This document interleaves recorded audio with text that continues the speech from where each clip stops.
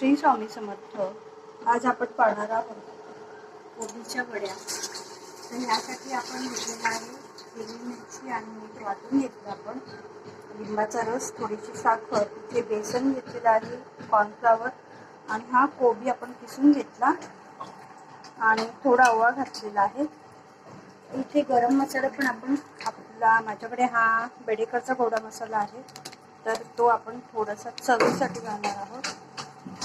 तर अशा प्रकारे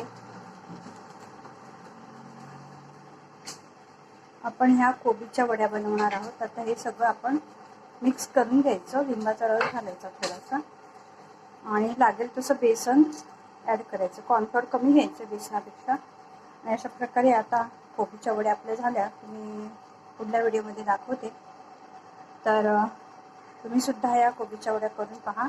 यामध्ये किसलेला कांदा सुद्धा घालायचा आहे थोडासा.